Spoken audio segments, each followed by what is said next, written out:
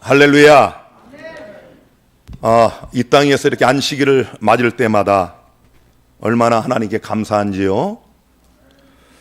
과거에 궁산 치하에서 재림 성도들이 안식일을 지키는 것이 얼마나 어려웠는지 생명을 걸어야 했습니다. 우리 60년, 70년대만 해도 우리 신실한 재림 청년들은 군대에 가면 안식일 때문에 감옥을 갔어요.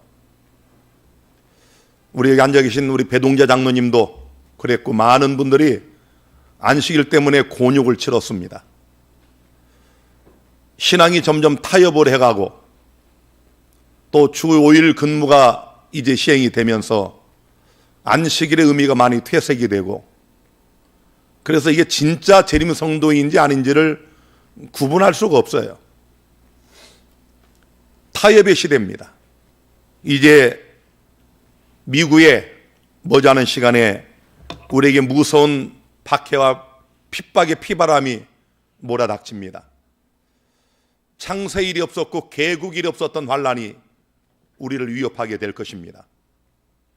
지금 코로나19 이 역병으로 인해서 온 세계가 192개국에 1억 600만 명 이상이 확진이 되고 200수십만 명이 사망하면서 1년 이상 우리의 삶이 통제가 되고, 우리가 어디를 가든 다 우리의 정보가 노출이 되고, 마음대로 예배를 못 드리게 하고, 이 모든 과정은 이제 그 마지막 순간이 우리에게 임박했다고 하는 사인을 하나님이 우리에게 주시는 겁니다. 예루살렘이 멸망할 때도 갑자기 멸망하지 않아요. 2, 3년 전부터 하나님이 징조를 주셨어요. 에워싸는 걸 보고든 도망하라. 그래서 그 말씀을 기억한 자들은 벨라성으로 도망하여 목숨을 건졌습니다. 이 역사의 마지막 때에 하나님이 왜 우리에게 이런 시절을 허락하시는지 우리 엄중하게 생각하면서 나의 영혼과 우리 가족의 구원 문제를 위하여 심각하게 기도하며 하나님께 매달릴 때가 바로 지금입니다. 그러므로 이렇게 우리가 안식일을 편안하게 지키는 것, 온라인으로라도 안식일 예배를 드린다고 하는 것은 얼마나 귀한 특권인가, 이걸 알아야 됩니다. 이제 우리에게 말할 수 없는 핍박과 박해의 시절이 오기 전에 근신하에 깨어서 그 마지막 때를 위해서 준비하는 우리 모두가 되시기를 바라고, 오늘 이 안식일 예배가 그런 예비의 시간이 되기를 간절히 바랍니다. 여러분들을 환영합니다. 특별히 미국 또 국내 등지에서 온라인을 통하여 우리 안성 분이엘교회 예배에 동참하시는 여러분 모두에게 우리 하나님이 큰 복을 주시기를 기원합니다.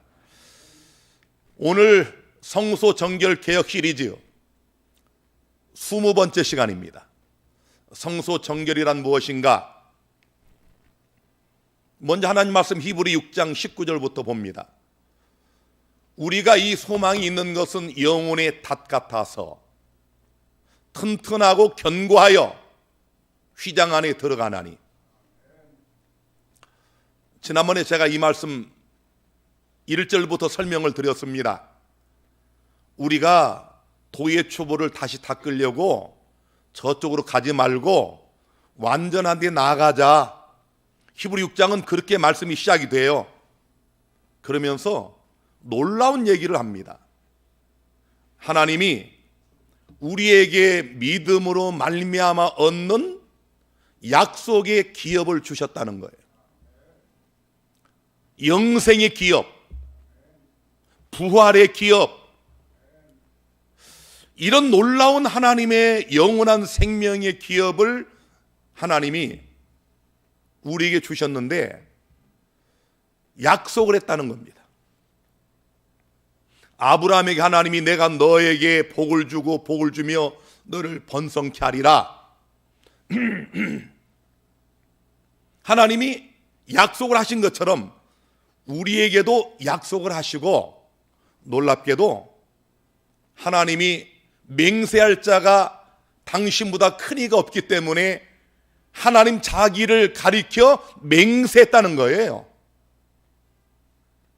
여러분 지금 하나도 안 놀라시는데, 우리를 구원하시되 영원한 생명으로 우리를 구원해 주시겠다고 하는 이런 놀라운 약속의 기업, 약속을 하시고 이 약속이 변치 못하도록 맹세를 했다.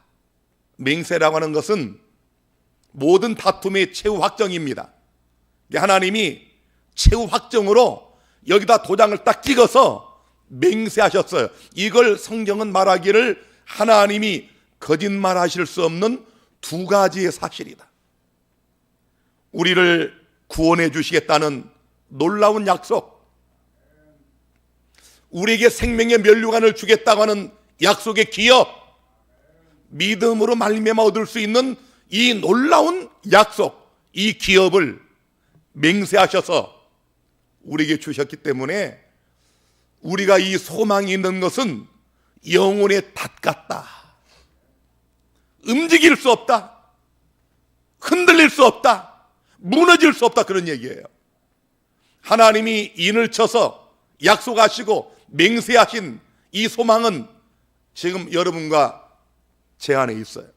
그래서 이제 휘장 안에 들어가나니, 그리로 앞서가신 예수께서 멜기세덱의 반차를 좇아 영원히 대제사장이 되어 우리를 위하여 들어가셨느니라.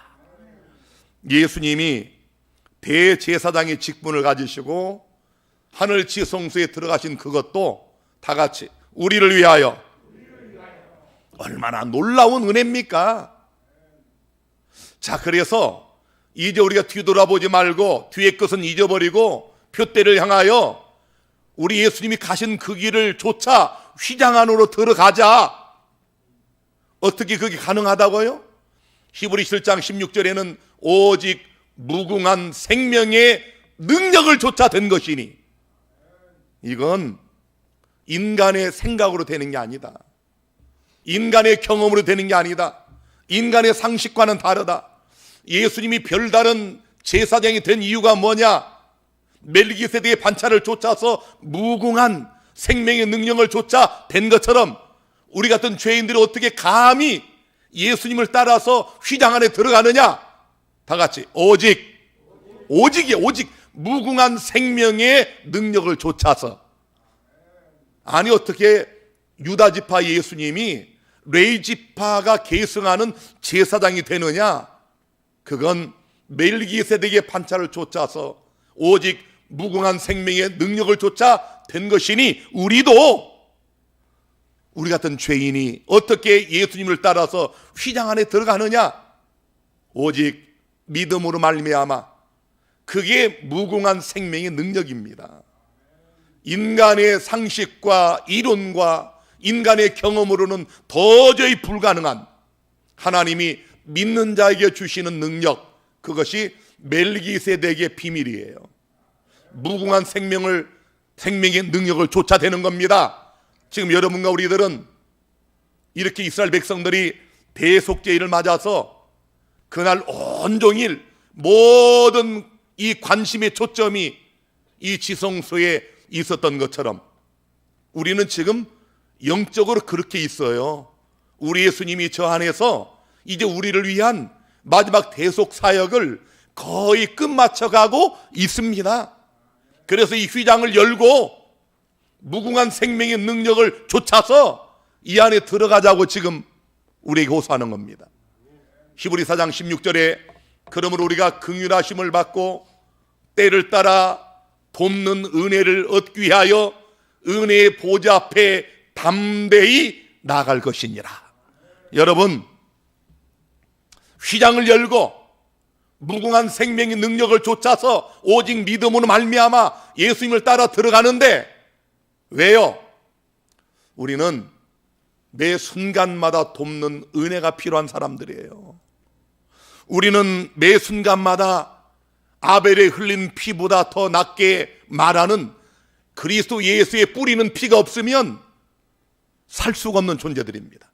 매일마다, 아침마다, 새벽마다, 오전마다, 오후마다, 저녁마다, 밤마다 우리에게 뿌리시는 그리스도의 보혈에 뿌리는 피를 통하여 돕는 은혜를 얻기 위하여 날마다 담대히 은혜의 보좌 여호와의 쉐키나의 영광이 빛났던 바로 그곳으로 우리 주님을 따라서 휘장 안으로 들어가시게 되기를 간절히 바랍니다. 우리 주님이 저렇게 하나님 아버지 앞에 서 계십니다.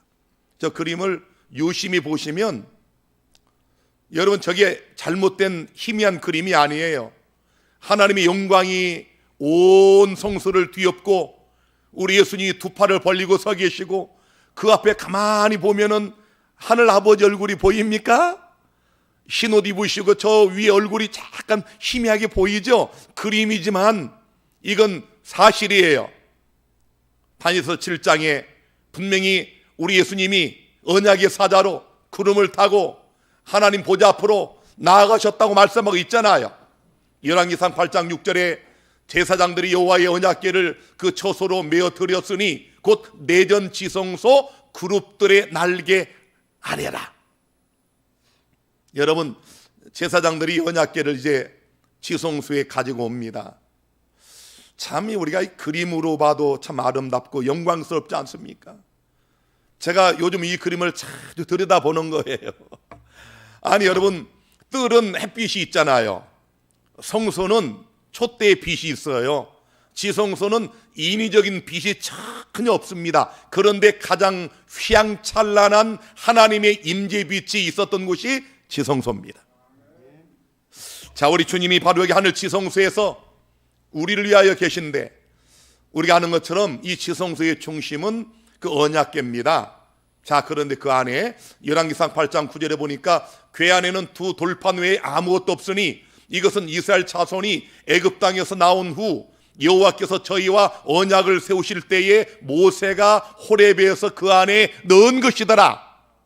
모세가 하나님께 10개 돌비를 받아가지고 이 언약궤 지성소 중심에 있는 언약궤 안에 넣어놨어요. 자, 하나님이 친히 써서 주신 이 돌비, 여기에 뭐가 써 있습니까? 10가지 계명이 있지요. 출애굽기 25장 21절에는 속죄소를 그 궤 위에 얹고 내가 네개 줄을 증거판을 궤 속에 넣으라. 자, 이 10계명을 우리가 돌비 혹은 증거판이라고 그래요. 하나님의 증거판, 10가지 계명이 있는 증거판. 출애굽기 31장 18절에는 하나님이 이제 이스라엘 백성들에게 10계명을 반포하시고 이 10계명은 이스라엘 백성들이 다 들을 수 있도록 하나님이 친히 반포하셨어요. 그 다음에 모세를 산으로 올라오라고 하셔서 40일을 하나님과 동행한 모세에게 이걸 주시는데, 여호와께서 시내산 위에서 모세에게 이르시기를 마치신 때에 증거판 둘을 모세에게 주시니 이는 돌판이요 하나님이 다 같이 친히 쓰신 것이더라. 하나님이 친히 썼다는 걸 강조하는 이유가 뭘까요? 이거 우리 잘 깨달아야 됩니다. 저 수많은 개신교인들이 하나님 여호와를 믿는다고 교회를 다니지만 이런 말씀의 의미도 몰라요. 10계명은 인간이 쓴 것이 아닙니다. 이 돌비는 처음에 하나님이 만들어 주셔가지고 하나님이 친수로 여기에다가 10가지 계명을 박아주셨어요. 이걸 모세는 직접 본 겁니다. 아니 여러분, 하나님이 직접 나타나면 모세가 죽으니까 아마도 이런 모습이 아니었겠는가 해서 우리가 10개 영화를 보면은 불이 날라오죠.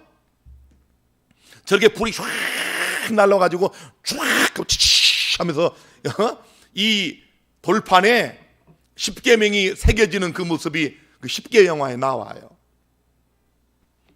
아마 그랬을 것이다라고 추측을 하는데, 왜? 하나님이 나타나신 모세는 죽습니다. 아무리 거룩한 모세라도 하나님을 보면 죽어요. 그래서 하나님이 이렇게 불로써 돌비에다가 영원히 변할 수 없는 10가지 계명을 적어주셨어요. 그런데 잘 보세요. 신명기 4장 13절에 여호와께서 그 언약을 너희에게 반포하시고 너희로 지키라 명하셨으니 곧 10계명이며 두 돌판에 친히 쓰신 것이라. 이걸 계속 강조하는 거야. 하나님이 친히 썼다, 사람이 쓴 게 아니다. 이 이유가 뭐예요? 바뀔 수 없다는 얘기예요.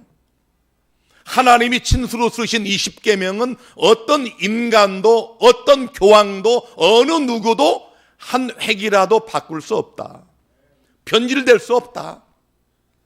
출애굽기 34장 1절에 여호와께서 모세에게 이르시되 너는 돌판 둘을 처음 깎은 것과 같이 깎아 만들라. 이제 그 십계명을 하나님 만들어 주시고 박아 주신 것을 들고 내려와 보니까 백성들이 타락을 해가지고 금송아지 만들어 놓고 난리가 났어요. 모세가 그걸 내어 던졌습니다. 그래서 하나님이 다시 이걸 주시는데 이제는 네가 돌판을 깎아서 만들어 가지고 와라. 내가 깨트린 바 처음 것과 같이 깎아 만들라. 내가 깨트린 바 처음 판에 있던 말을 내가 그 판에 쓰리니. 놀랍지 않습니까? 판은 다시 만들어도 그 안에 글은 하나님이 친히 쓰겠다는 거예요. 이걸 누가 바꿉니까? 아니, 이런 놀라운 말씀을 왜 저들이 모를까요? 하나님이 친히 쓰신 것이라고요. 우리 일반 장갑nik 교인들이 십계명 폐했다는 사람 없습니다. 제 이성을 갖고 있는 사람은, 정상적 이성을 가진 사람들은 십계명이 폐했다는 사람 없어요.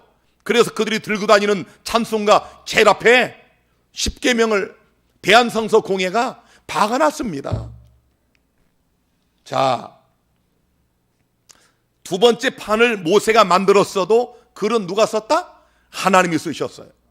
하나님이 친수로 쓰셨습니다. 예수님은 마태복음 5장 17절에 내가 율법이나 선지자나 폐하러 온 줄로 생각지 말라. 예수님이 오셔서 십자가를 통하여 안식일을 폐했다, 이렇게 주장하는 분들이 너무도 많은데 이분들은 성경의 기본도 모르시는 분들이에요. 영적인 건 놔두고 문자도 모르시는 분들이에요. 문자. 예수님 말씀하기를 내가 이런 것들을 폐하러 온 게 아니다, 완전하게 하러 왔다 그러시면서 5장 18절에 진실로 너희에게 이르노니 천지 하늘과 땅이 없어지기 전에는 율법의 1.1획이라도 반드시 없어지지 않냐고 다 이루리라. 우리 예수님 친히 하신 말씀 아닙니까? 한 획도 한 점도 바뀌지 않는다. 아니, 이런 말씀이 있는데도 어떻게 저들이 자신들이 보는 출애굽기 20장이 기록이 되어 있고 찬송가 껍질에 박혀 있는 문자만 마다 알 수 있는 안식일을 왜 안 지킬까요? 여기 보세요. 하나님이 친히 써주신 십계명하고 로마 가톨릭 교회가 변조한 위조품 가짜 십계명을 비교해 보세요. 이게 눈에 안 보입니까? 뭐가 달라요? 아니, 여기 십계명의 둘째 계명에는 우상을 만들지 말고 그것들에게 절하지 말라고 그랬어요. 천주교 가짜 십계명에는 이 둘째 계명이 송두리째 사라졌습니다. 그래서 우리 천주교인들 집에 가보세요. 우상천지입니다.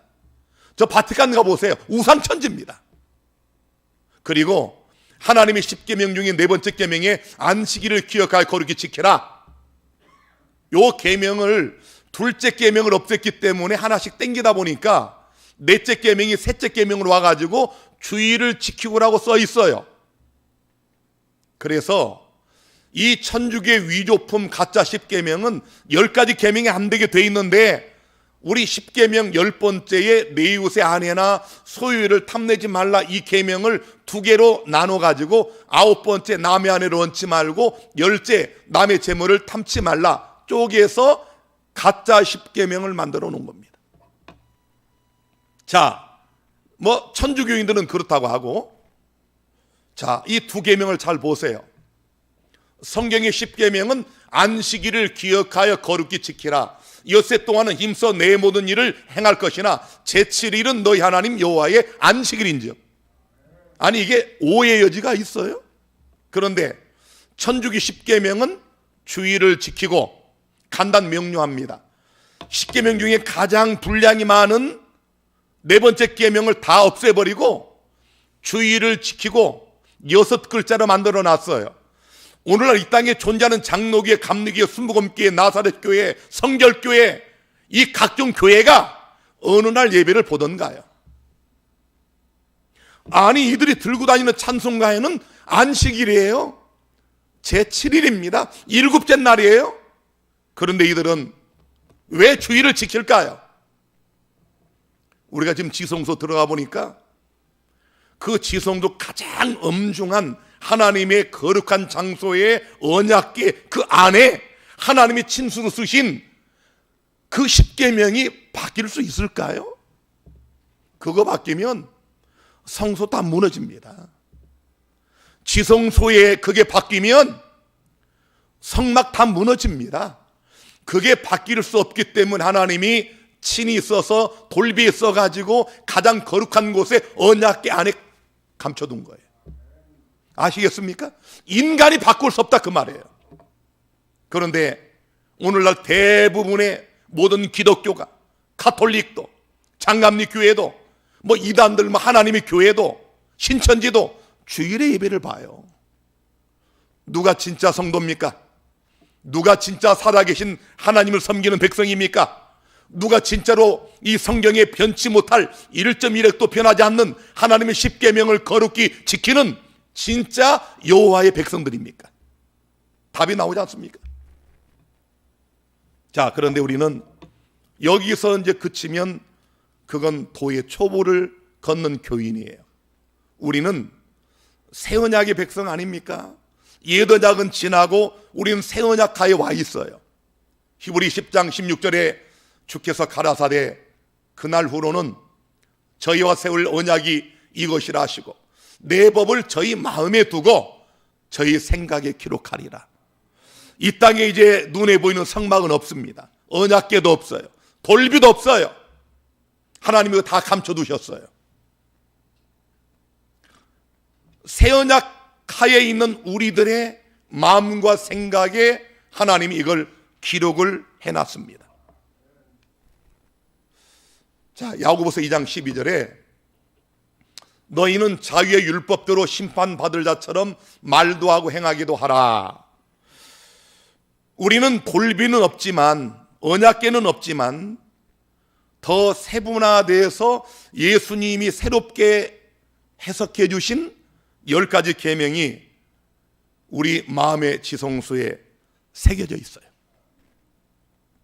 이 거울을 보고 너희가 이 앞에서 심판받을 자처럼 언행을 해라, 그런 말이에요.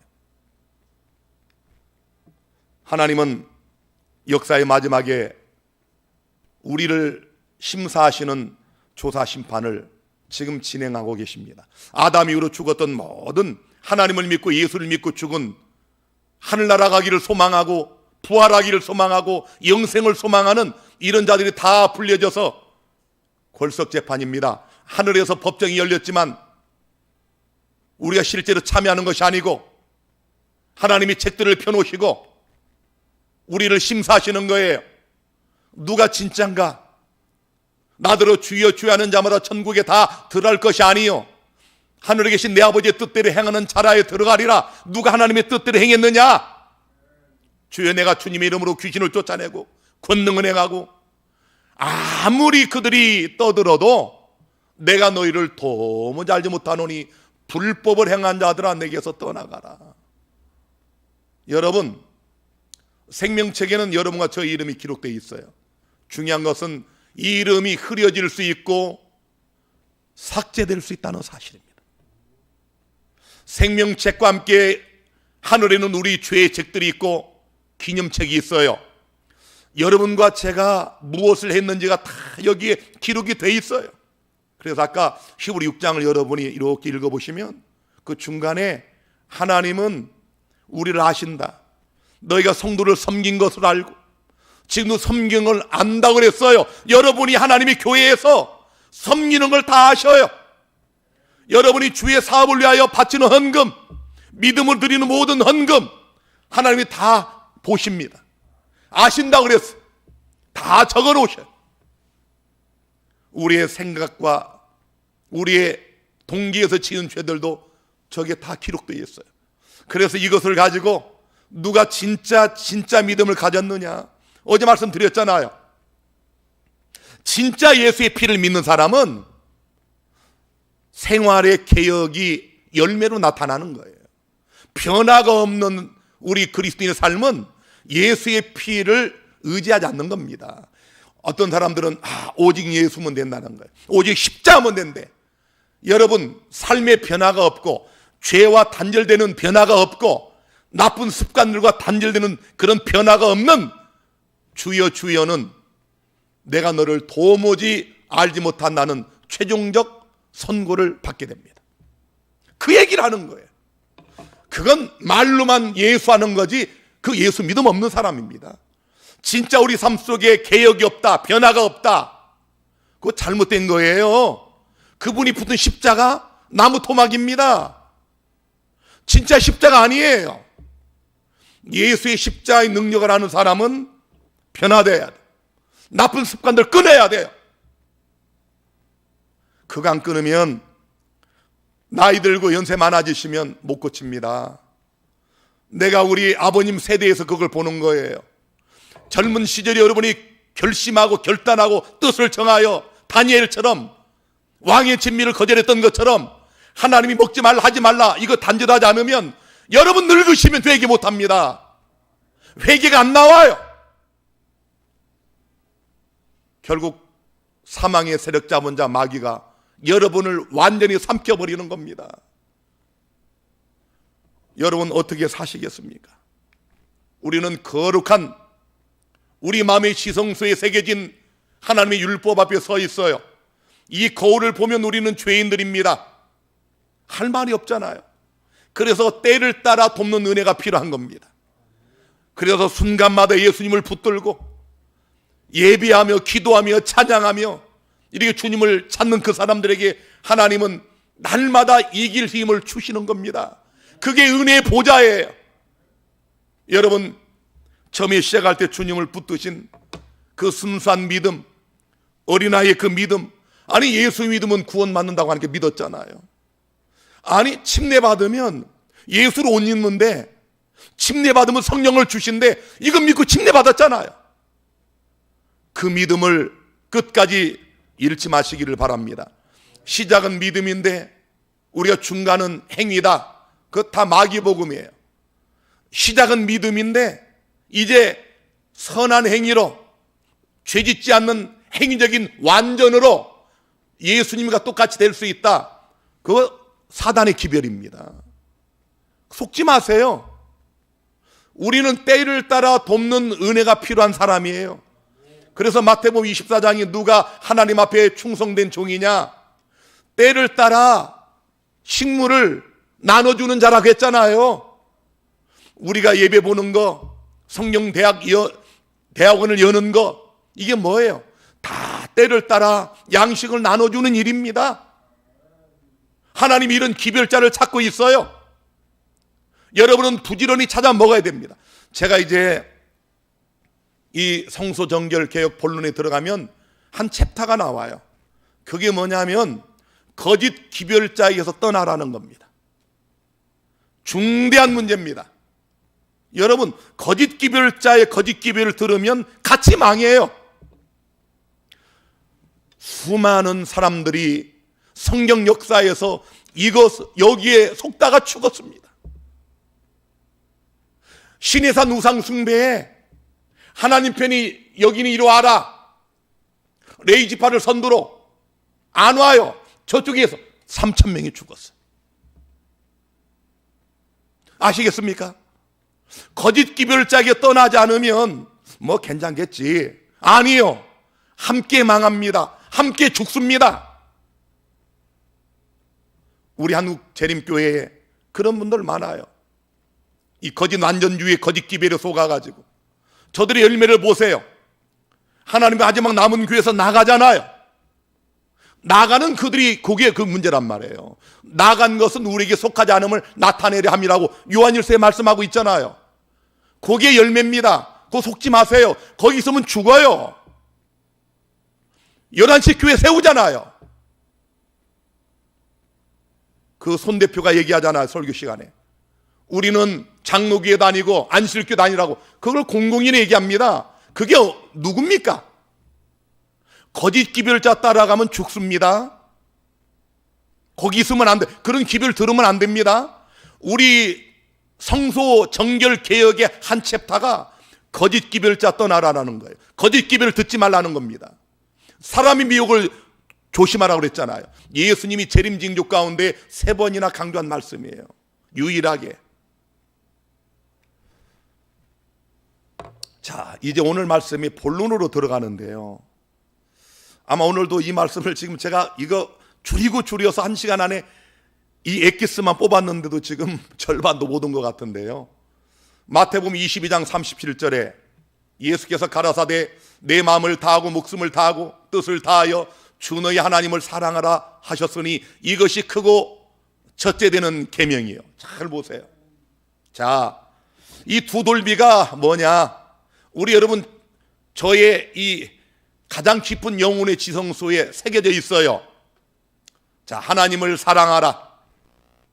둘째는 그와 같으니 내 이웃을 내 몸과 같이 사랑을 하셨으니 이 두 계명이 온 율법과 선지자의 강령이니라. 좀 어렵게 들려지죠? 공동번역에 보면은 이 두 계명이 하나님을 사랑하라, 이웃을 사랑하라, 이것이 모든 율법과 예언서의 골자다, 그런 말이에요. 여러분은 십계명을 보시면서 무엇을 느끼시고 어떻게 생각하십니까? 여러분이 우리 영혼의 지성소에 새겨져 있는 이 율법 앞에 섰을 때 여러분 어떤 생각을 가지십니까? 여러분은 정말 하나님을 사랑하세요? 여러분 정말 이웃을 사랑하십니까? 로마서 13장 8절에 피차 사랑의 빛 외에는 아무에게든지 아무 빛도 지지 말고 남을 사랑하는 자는 율법을 다 이루었느니라. 아, 여기 보니까 사랑의 빛 외에는 아무 빛도 지지 말라. 제가 70일의 고난을 받고 나올 때 참 많은 분들에게 사랑의 빚을 졌어요. 정말 일면식도 없는 분들, 얼굴도 모르시는 분들이 목사님 빨리 나오게 해달라고 참 정말 상상 못한 그런 사랑의 빚을 저에게 주셨어요. 제가 그분들을 위해서 새벽마다 늘 기도하는데 특별히 그들을 위해서 기도합니다. 왜? 사랑의 빚을 졌기 때문에. 그래서 제가 갚을 길은 이 말씀으로 갚는 것인데 정말 이런 이 사랑의 빚을 얻게 되면요 영원히 잊지 못합니다. 여러분 아세요? 사람이 곤경에 빠지고 절망에 빠지고 낙심에 빠지고 좌절에 빠지고 곤경에 빠져서 죽을 위기에 놓였을 때 따스하게 내미는 그 손길을 도움받는 사람은 영원히 잊지 못합니다. 남을 사랑하는 사람은 율법을 다 이루었느니라. 어마어마한 말씀을 주님이 하시는 겁니다. 네가 정말 하나님을 사랑하느냐? 네가 진짜로 십계명을 지키는 여자의 남은 자손 맞느냐? 하나님의 계명과 예수의 증거를 가진 여자의 자손 네가 맞느냐? 네가 율법을 지키느냐? 안식을 지킨다고? 네가 안식을 지킨다고? 진짜냐? 그러면 나에게 그걸 좀 보여다오. 네가 이웃을 정말 사랑하느냐? 나에게 좀 보여다오. 로마서 13장 9절에 간음하지 말라, 살인하지 말라, 도적질하지 말라, 탐내지 말라 한 것과 그의 다른 계명이 있을지라도 10절에 내 이웃을 내 자신과 같이 사랑하라 하신 그 말씀 가운데 다 들어있느니라. 사랑은 이웃에게 악을 행치 아니하나니 그러므로 사랑은 율법의 완성이니라. 참 엄청난 얘기입니다. 예수님 말씀을 사도 바울은 정확하게 이해를 했어요. 우리 이웃을 나처럼 사랑해라. 참 쉽습니까? 어렵죠. 오늘 여러분과 저는 이제 예수님을 따라 휘장을 열고 지성소에 들어와 있습니다. 그리고 율법 앞에 서 있어요. 언약궤 앞에 서 있습니다. 여러분 우리 모습이 어떻게 보이나요? 부끄럽지 않습니까? 정말 하나님 앞에 수치스럽지 않나요? 정말 우리는 이웃을 사랑했나요? 이웃에게 악을 행치 말라고 그랬는데 그렇게 했나요? 요한일서 4장 20절에 누구든지 하나님을 사랑하노라 하고 그 형제를 미워하면 이는 거짓말하는 자니.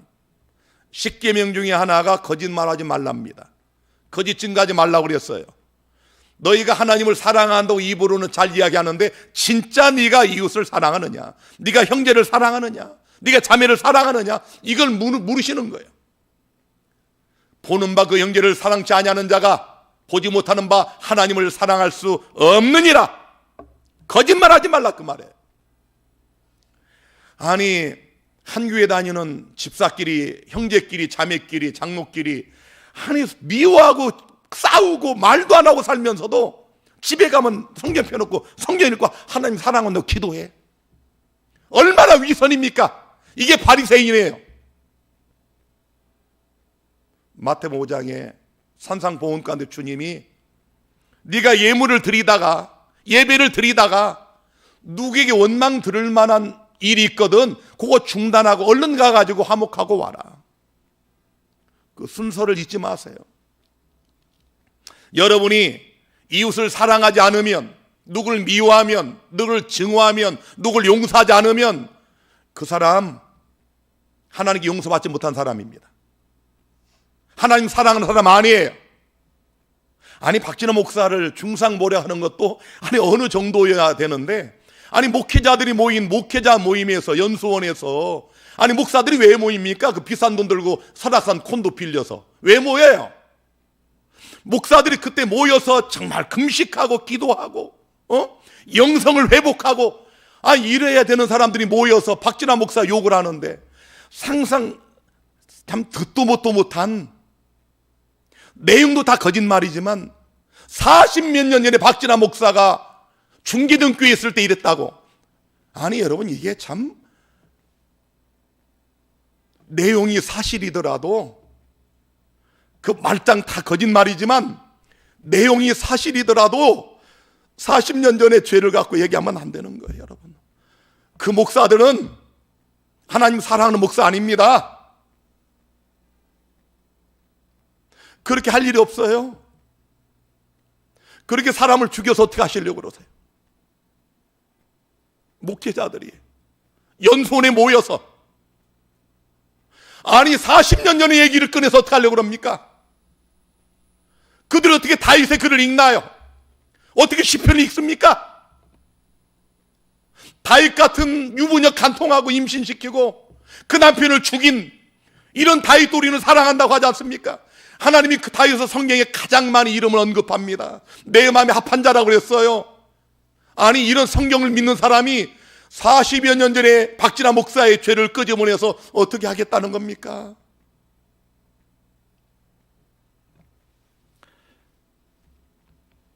눈에 보이는 형제를 사랑하지 못하면서 어떻게 눈에 보이지 않는 하나님을 사랑한다고 너희가 말하는, 거짓말하지 말라 그런 얘기예요. 하나님이 살아계신 것을 그들은 믿지 않는 사람들입니다. 하나님이 살아계시고 우리를 엄중히 심판하시고 지금 조사 심판이 진행 중인 이 어마어마한 이 엄중한 이 진리를 믿는 교인이면 그런 거 하면 안 돼요. 아니 여러분 어제 지은 죄도 용서해야 됩니다. 우리가 우리에게 죄 지은 자를 사해 준 것 같이 우리 죄를 사해 주옵시고, 아니 내가 과거에 진짜 그랬다 하더라도 그게 그 목사들에게 지은 죄도 아니거든요. 아무리 중한 죄를 짓고 7번 넘어져도 일어나면 됩니다. 7번 넘어질지라도 일어나는 그 사람을 성경은 의인이라고 그럽니다. 예수 안에 있는 자를 누가 정죄하리요? 마귀밖에 없어요.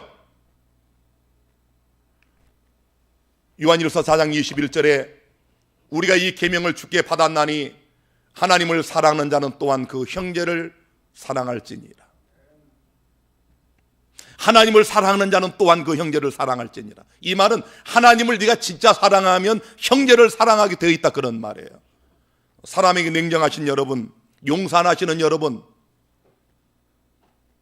증오심을 품는 여러분, 미움을 품고 풀지 않는 여러분, 여러분은 하나님을 사랑하지 않습니다. 그런 사람은 하나님 사랑하는 거 아니에요. 거짓말합니다. 교회 아무리 다녀도 마당만 밟고 나가는 겁니다. 천만 번의 천천만 번의 제사를 드려도, 번제를 드려도 하나님 받지 않으십니다. 요한일서 3장 14절에는 우리가 형제를 사랑함으로 사망에서 옮겨 생명에 들어간 줄을 알거니와 사랑치 아니하는 자는 사망에 거하느니라. 여러분과 제가 어떻게 사망에서 생명으로 옮겨졌어요? 형제를 사랑하는 걸 보면 안다, 그런 얘기예요. 저 목사님이, 저 장로님이, 저 집사님이, 저 형제 자매가 생명이 있느냐 없냐? 하나님의 아들이 있는 자는 생명이 그 안에 있고, 생명이 있냐 없냐는 그 사람이 형제 자매를 사랑하냐 안 하냐를 보면 됩니다. 70번씩 7번을 죄를 짓더라도 용서라고 주님은 말씀하셨습니다. 우리 기독교 신앙의 첫 발걸음은 용서부터 시작하는 거예요. 왜? 나 같은 죄인이 용서받고 시작하니까. 우리가 우리에게 죄 지은 자를 용서하는 겁니다. 여러분, 형제 자매들 어려움에 빠지면 따지지 마세요. 그냥 도와주세요. 과거에 어쨌고 저쨌고 그러지 마세요. 마귀 가는 짓입니다. 어려움에 빠지고 곤욕을 치르고 있으면 그냥 무조건 손 잡아주는 겁니다. 그게 예수 믿는 사람들이에요. 우리가 얼마나 이기적이에요. 얼마나 사랑이 메말라 있습니까? 말로는 하나님을 사랑한다고 그러고 안식일 평생 지켜서 못 하겠어요. 안식일 우리보다 더 거룩히 지키는 사람들 많습니다. 유대인들, 안상홍저 하나님의 교회 사람들. 안식일이 구원을 주는 게 아니에요. 안식일을 지키는 여러분 마음 안에 있는 사랑이, 이웃사랑이, 형제사랑이 우리를 구원하는 겁니다. 요한일서 3장 15절에 그 형제를 미워하는 자마다 살인하는 자리, 살인하는 자마다 영생이 그 속에 거하지 아니하는 것을 너희가 아는 바라. 미워하지 마세요. 최근에 성소 기배를 듣고 많은 분들이 저에게 문자를 보내시는데 그중에 몇 분들은 목사님, 내가 남편을 너무 미워했었다. 남편을 미워했던 그 마음을 목사님 오늘에야 제가 깨달았습니다. 이 부부들 갈등 많아요. 이게 말하지 않고 사니까 그렇지 엄청납니다. 미움과 증오, 애증이 막 섞여 있어요. 풀어야 됩니다. 용서할 수 없는 사람일지라도 풀어야 돼요. 우리가 용서 못할 사람 아무도 없습니다. 나 같은 죄인이 주님이 사랑하시고 용서하셨어요. 날마다 우리를 용서하셔요. 여러분과 저는 우리가 어떤 나쁜 생각하고 나쁜 행동하고 나쁜 말하고 그걸 주님은 날마다 순간마다 나를 용서해 준다고 믿고 있잖아요. 그것처럼 형제 자매를 용서하시고 그것처럼 이웃을 용서하시고 사랑하시게 되기를 간절히 바랍니다. 오늘 지성소에 계신 주님을 만나러 우리는 휘장을 열고 들어가 보니 우리의 죄된 모습이 보이지 않습니까? 우리가 얼마나 누추한 인간이고 얼마나 더럽고 이기적이고 탐욕적이고 얼마나 하나님 앞에 불의한 죄인들입니까?